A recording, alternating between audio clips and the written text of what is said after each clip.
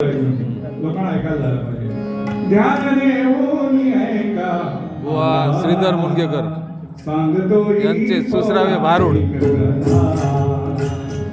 ध्यान देऊन ऐका आता सांगतो पौराणिक कथा.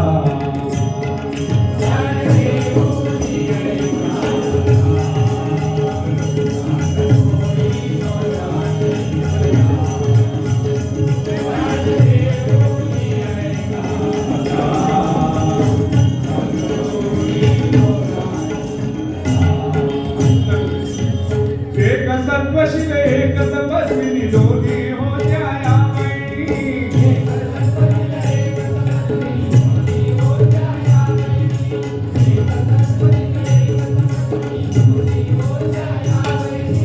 सुख कुणा मिळे कुणा व्यथा ध्यान देऊन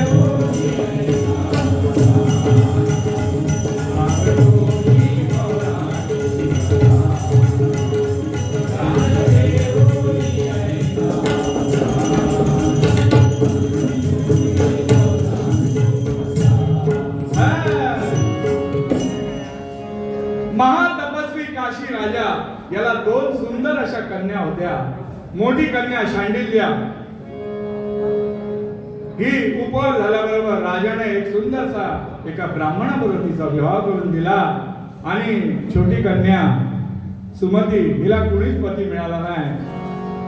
म्हणून ती काय करायची, पती न मिळाल्यामुळे आपल्या एका अरण्यामध्ये पर्णकुटी बांधून ती देवाचं नामस्मरण करायची. कशी करते बघा. चिंतन करी सुमती चिंतन करी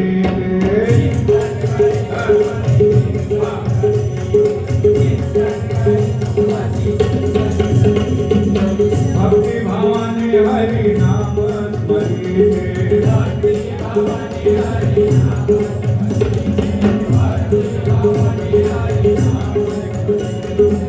चिंतन करी सुमती चिंतन करी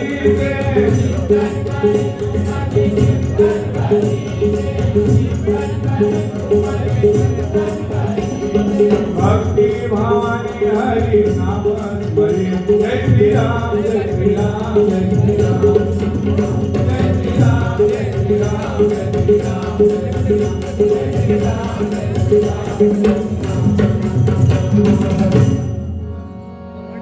अशी ती देवा नामस्मरण करायची, मोठमोठी तीर्थे करायची, मोठमोठ्या साधू संतांचा उपदेश पालन करायची. परंतु मोठी कन्या शांडिल्य ही फक्त आपल्या पतीलाच आपलं दैवत मानत असे. पती हाच परमेश्वर. रोज सकाळी उठून पतीच्या चरणावरती मस्तक ठेवत असे. पतीचं शांत झालं पतीचं दर्शन देत असे आणि नंतर सर्व काम घरातील करत असे. पती हाच परमेश्वर. म्हणजे बघा या कलियुगामध्ये पतीलाच परमेश्वर मानायला पाहिजे. पतीचं कर्तव्य आपल्याला समजत नाही. तो पती हातून किती गोड असतो हे आपल्याला नंतर कळतं.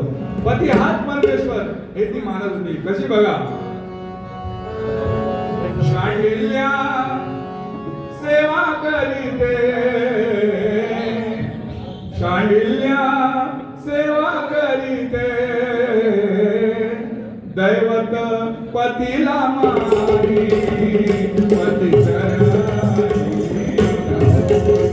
हसे सेवेत मगन राई पती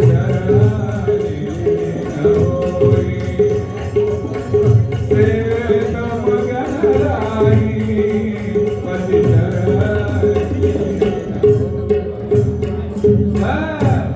अशी ती पतीची रोज सेवा करायची. आणि पती हाच परमेश्वर. इतर तिला व्रत वगैरे काय माहित नव्हते.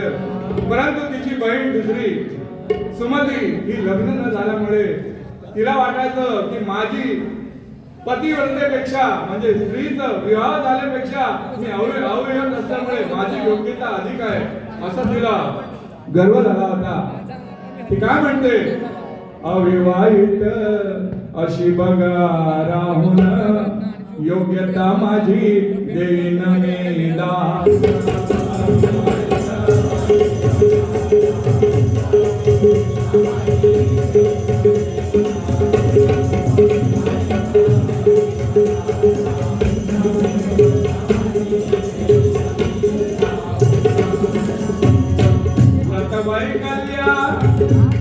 वास करीते यात मी झाले धन्य याहुनी दुसरा मार्ग कोणता मला सुचेना अन्य अविवाहित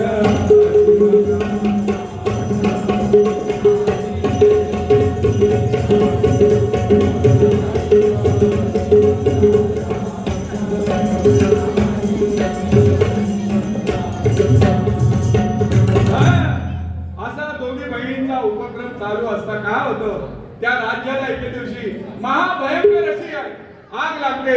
आता आग लागल्याबरोबर अख्ख्या राज्याची धुळधाण होते. जिकडे तिकडे मोठमोठे राखेचे ढीग पडतात. आता त्यावेळी शांडिल्येचं घर देखील जळणार म्हणून ती काय करते घराच्या बाहेर येते आणि एका ओंजणीमध्ये असं पाणी घेते आणि घराभोवती शिंपडते आणि सांगते हे अग्नी नारायणा मी जर एकनिष्ठ पतिव्रता असेल पतीच्या चरणी माझा एकनिष्ठ भाव असेल तर माझ्या घराला तू जरा देखील स्पर्श करू नको. काय म्हणतोय बघा सौभाग्य कुंकुमाचे तार तू दया हस्ते सौभाग्य कुंकुमाचे तार तू दयाळा सौभाग्य कुंकुमाचे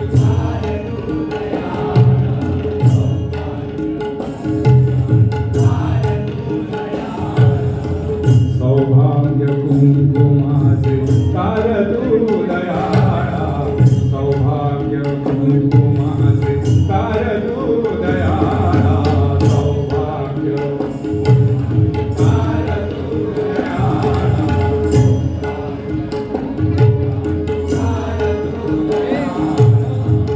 अग्नी नारायणा तुझ्या शांत कल्याणवाणा अग्नी नारायणा तुझ्या शांत कल्याणवाणा अग्नी नारायणा तुझ्या शांत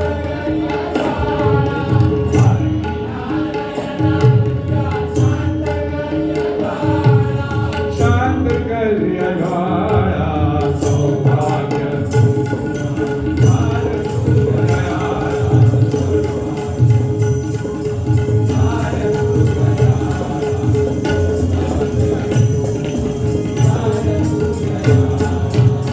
पती माझा धर्म आहे पती माझा देव पती माझा धर्म आहे पती माझा देव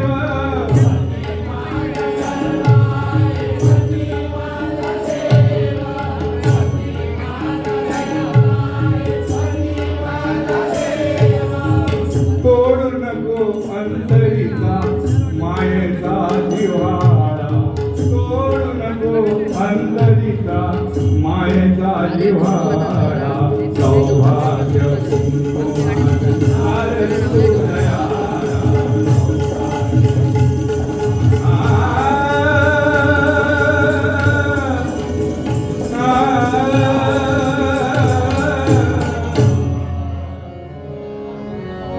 असं शांडिल्याने अग्नी नारायणाला गाराणं साकडं घातल्याबरोबर अग्नी नारायणाने तिच्या घराला जरा देखील स्पर्श केला नाही. परंतु राज्य सगळं जळून खाक झालं होतं. त्यातच तिची छोटी बहीण सुमती ती आपल्या बहिणीची परिस्थिती पाहण्याकरता तिकडून त्या ठिकाणी येते. पाहते तर काय चमत्कार सगळीकडे रागाचे मोठमोठे ढिगारे पडले होते. परंतु तिच्या बहिणीचं घर कशाला कसं शाबित होतो हे पाहिल्याबरोबर ती म्हणते बहिणीला म्हणते काय म्हणते बघा शांडिल्या घडले कसे शांडिल्या घडले कसे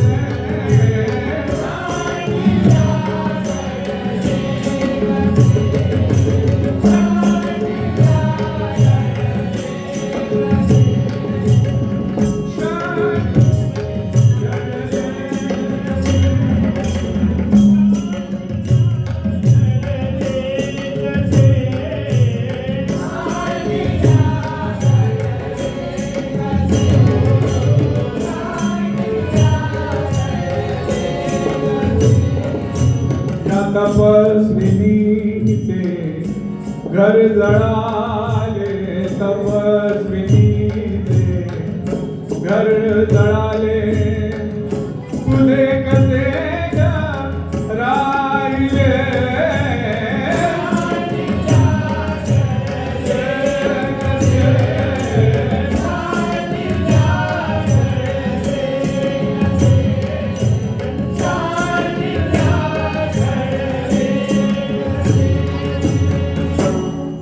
ती म्हणते बाय शांडिल्या तुझं घर जळालं नाही हा काय चमत्कार आहे मला सांग. तेव्हा ती शांडीला सांगते बाई सुमती हा माझ्या पतीच्या चरणाचा पुण्य असा प्रवाह आहे.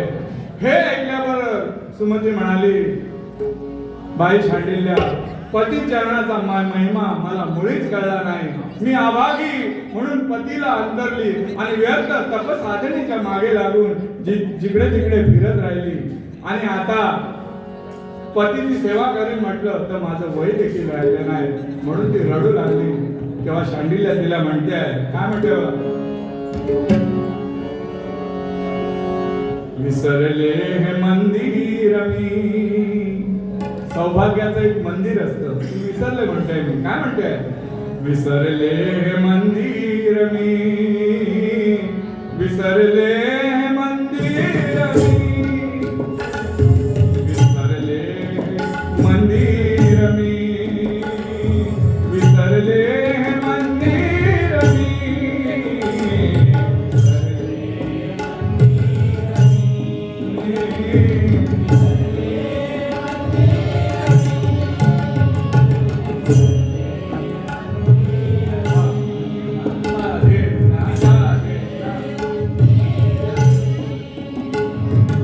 ज्या मंदिरी होते पूजापतीची ज्या मंदिरी होते पूजापतीची ज्या मंदिरी होते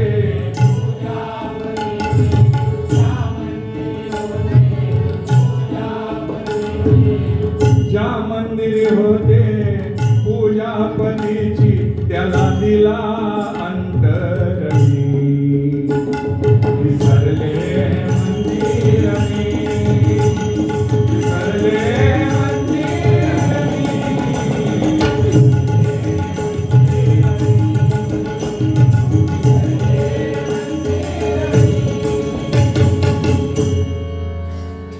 अशी ती बहिणीकडे रडू लागली.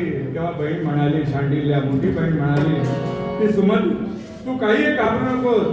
उद्या सकाळी उठल्याबरोबर तू समोरच्या राज्यामध्ये जा. तिथे एक मंदिर आहे. त्या मंदिरामध्ये जो प्रथम पुरुष तुला दिसेल त्याच्या गळ्यामध्ये ही तू वर म्हणा घाल असं तिने तिला सांगितलं. तेव्हा सुमती सकाळी उठून पहाटे उठून भोगावती नदीमध्ये तिने स्नान केला वर समोरच्या मंदिरामध्ये गेली. पाहते तर काय त्या मंदिराच्या एका कोपऱ्यामध्ये कुष्ठ रोगाने व्यापलेला कौशिक नावाचा ब्राह्मण तिने पाहिला आणि तिने त्या ब्राह्मणाच्या गळ्यामध्ये माळ घातली.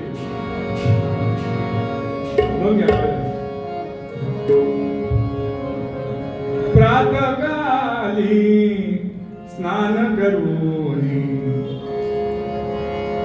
प्रातःकाली स्नान करून हाती पुष्पमाला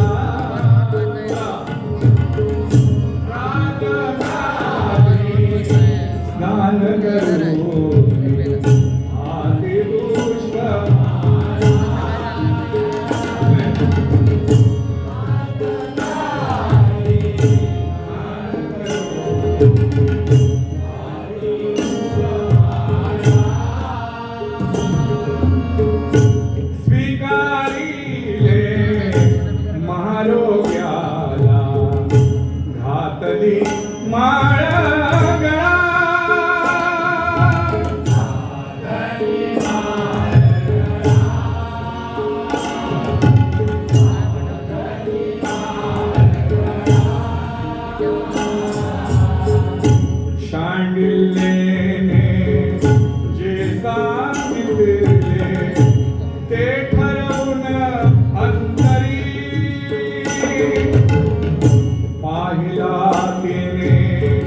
कौशिक ब्राह्मण प्रथम द्या मंदिरी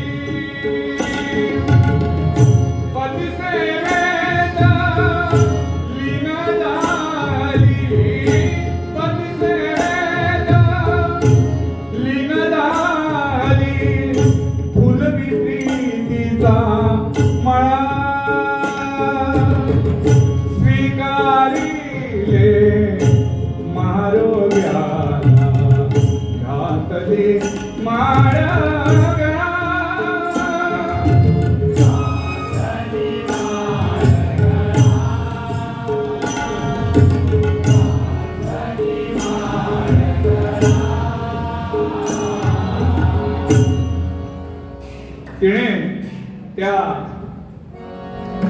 रोग्याच्या गळ्यामध्ये माळ घातली.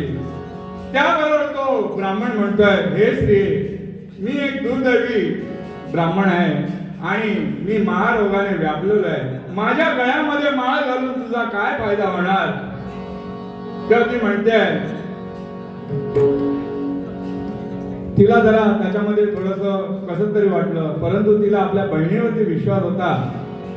तिने आपल्या बहिणीने सांगितल्याच्या गोष्टीवर तिचा पूर्ण विश्वास होता. तेव्हा ती म्हणाली, हे ब्राह्मणा, आजपासून मी तुम्हाला पती म्हणून स्वीकार केलेला आहे. यात आता जरा देखील बदल होणार नाही. काय म्हणते बघा ती, पती मी तुम्हाला मानले, पती मी तुम्हाला मानले.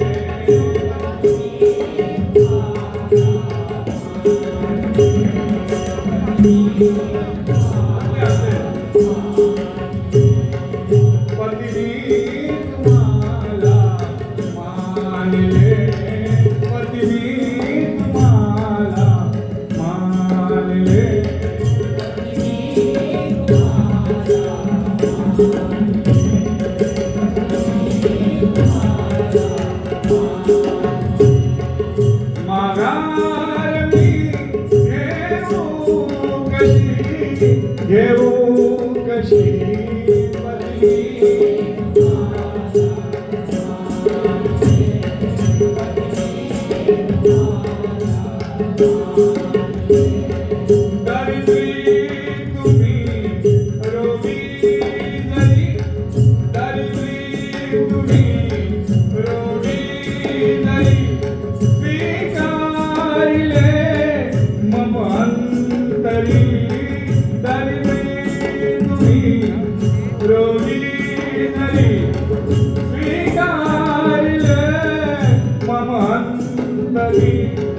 नशिबात माझ्या जे आहे विधिलिखित टाळू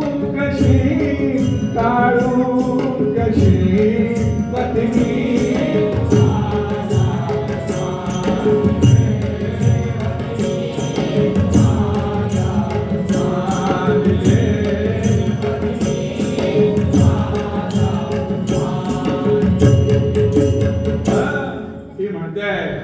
आजपासून तुम्ही माझे पती झालात. तुम्हाला जर चालायची शक्ती नसेल तर माझ्या पाठीवरती बसा आणि माझ्या आश्रमामध्ये चला. काय करते ती, त्या महारोग्याला, त्या पतीला आपल्या पाठीवरती मारते आणि आपल्या आश्रमामध्ये घेऊन जाते. सुंदरसा तिला स्नान वगैरे घालते, त्याला चांगलं थोडस भोजन वाढते. आणि ती काय करायची, रोज आपल्या पतीला पाठीवरती मारून भिक्षा मागण्याकरता दारोदारी जायची. कशी जायची बघा, भिक्षा घाल माई, भिक्षा घाल माई.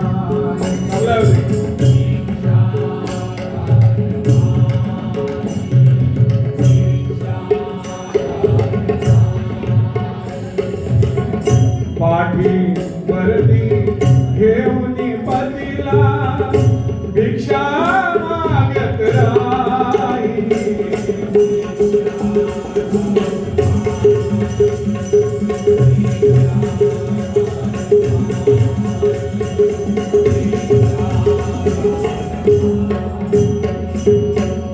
पती परमेश्वर माझा रोगी, पती परमेश्वर माझा रोगी, अनंत दुःखे भोगी. घेई कसोटी या जीवनाची, घेई कसोटी या जीवनाची, मानवा पावन होई.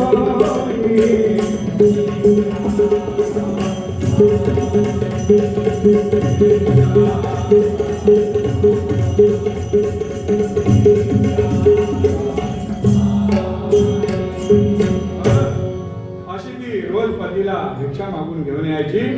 तिने काय केलं होतं, आपल्या पतीला खुली हवा लागावी म्हणून एक पेठारा बनवला होता आणि त्या पेठाऱ्याच्या मध्ये बसून पतीला रोज डोक्यावर घेऊन ती भिक्षा मागायला जायची. एके दिवशी काय होतं, मांडव्य ऋषी एका झाडावरती उलटे लोंबकळत होते, असे उलटे वर पाय खाली हात करून असे लोंबकळत होते. आता ही डोक्यावरती पतीला घेऊन जात असतात तो पेटारा, आणि त्या पेटारामधून तिच्या पतीचा हात मांडव्य ऋषींना जोरदार असा लागला. तेव्हा मांडव ऋषींना क्रोध आला आणि त्यांनी काय केलं, त्यांनी शाप दिला की ज्या कोणा पुरुषाचा मला हात लागला तो मनुष्य सकाळी सूर्योदय व्हायच्या आत मृत्यू पावेल. असा शाप ऐकल्याबरोबर सुमती अगदी घाबरून गेली. तिने काय केलं, पतीला माथ्यावरून खाली जमिनीवरती ठेवलं आणि सूर्यनारायणाला म्हणाले, हे सूर्यनारायणा, मी जर खरी प्रतिभाता असेल, प्रतीच्या चरणीचा माझा एकनिष्ठ भाव असेल, तर तू माझी आज्ञा होईपर्यंत उदयाला येऊ नकोस, असं सूर्यनारायणाला म्हणाले.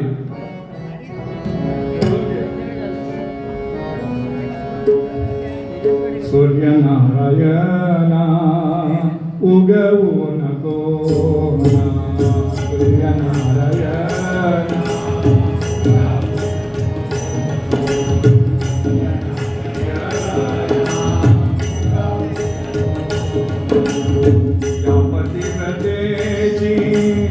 ऐकलीच की याचना, पतिव्रतेची ऐकलीच की याचना.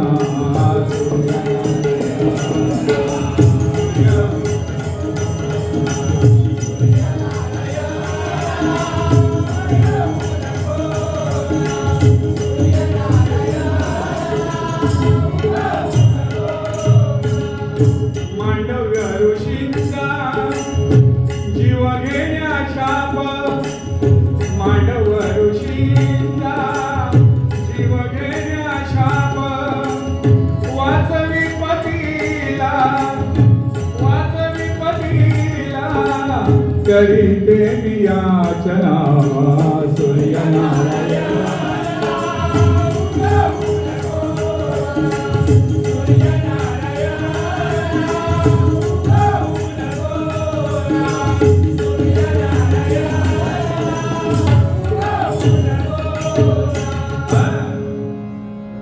सूर्याने तिची प्रार्थना ऐकली. सूर्य उगवायचा बंद झाला, त्याबरोबर पृथ्वीवरती सगळा अंधार पडला. त्याबरोबर देव ऋषी सगळे घाबरले, घाबरून गेले. काय करावं म्हणून ते देवगुरु बृहस्पतीकडे गेले आणि त्यांना सांगतायत, 10 दिवस झाले नाही सूर्य उगवला, अंधार हा झाला देवा, अंधार हा झाला.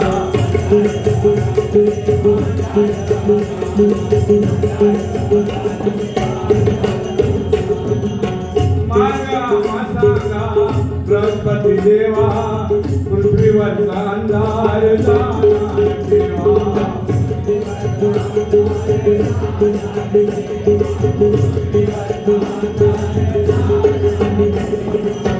देव ऋषी मुनींचा धीर सारा खचला, देव ऋषी मुनींचा धीर सारा खचला.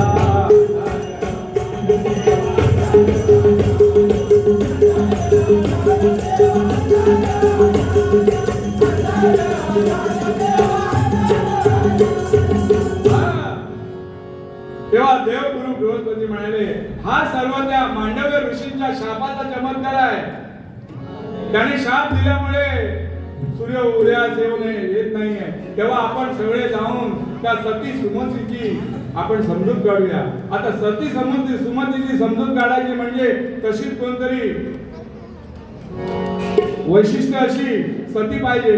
ते म्हणाले की अत्रि ऋषींची पत्नी अनुसया ही महासती आहे, तर आपण तिच्याकडे जाऊन तिचा आपण आश्रय मागूया, तिची मदत मागूया. तर सगळे येत आहेत.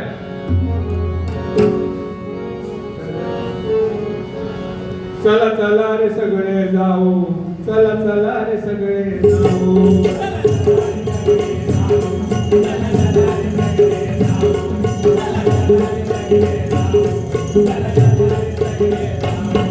सुमतीची गाऊ माते, सुमतीला करू या विनंती. अशा वेळी संकट काळी वेळ नकारे लावू. चला चला रे सगळे जाऊ.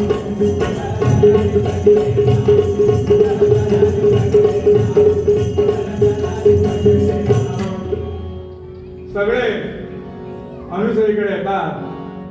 देव वगैरे सगळ्यांनी आणि सती अनुसया सर्व देवांसहित सुमतीकडे जाते आणि सुमतीला म्हणते, बाई सुमती, तुझ्यासारखी पतिव्रता आजवर कुठे पाहिली नाही. काय म्हणते बघी, तुझ परी नाही गुणी सत्वगुणी, तुझ परी नाही गुणी सत्वगुणी.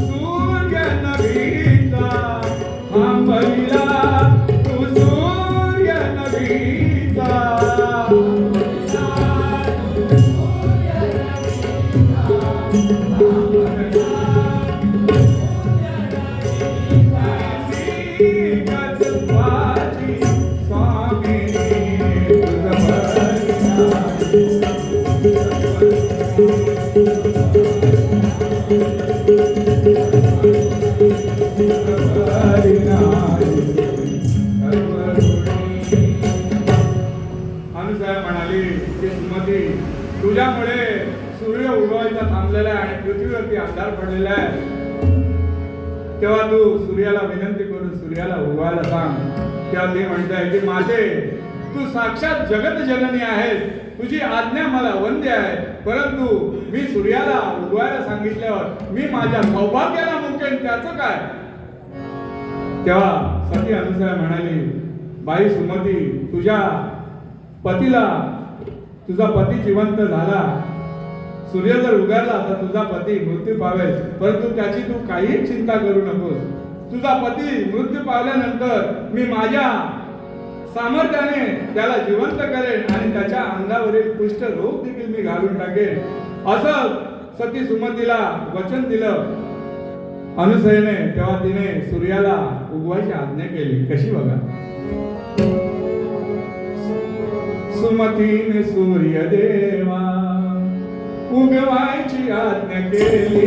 सुमतीने सूर्यदेवा उगवायची आज्ञा केली. सुमतीने सूर्यदेवा उगवायची आज्ञा केली. उगवायची आज्ञा केली. उगवला सूर्यदेवा, उगवला सूर्यदेवा,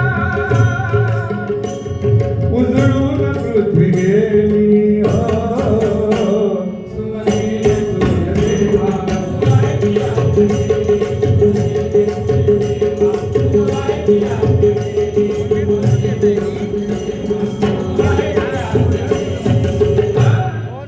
सूर्य उगवतात, सुमतीचा पती मृत्यू पावला. तेव्हा सती अनुसयेने आपल्या पतींना विनम्र अभिवादन केलं की हे अत्रि ऋषी, मी जर तुमची खरी पती होता असेल, तुमच्या चरणी माझा एक इष्ट भाव असेल, तर या साध्वी सुमतीचा पती जिवंत व्हावा अशी आज्ञा करतात.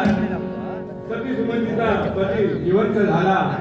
तेव्हा अत्रि ऋषींची पत्नी अनुसया म्हणाली, बाई सुमती, तुझ्यासारखी पतिव्रता स्त्री मी आजवर कुठेच पाहिली नाही. म्हणून पती सेवा ही ईश्वर सेवा हे तू साऱ्या जगाला दाखवून भारुडाबद्दल धन्य आहेस तू. भारुडाचं बक्षीस सूर्यकांत साळुंके.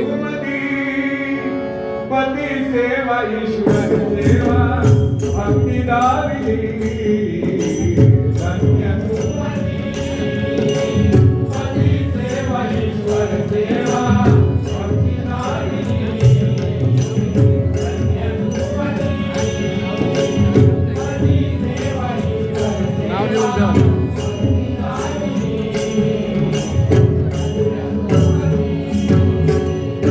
पती धर्म बाई तू झाली सत्वशी.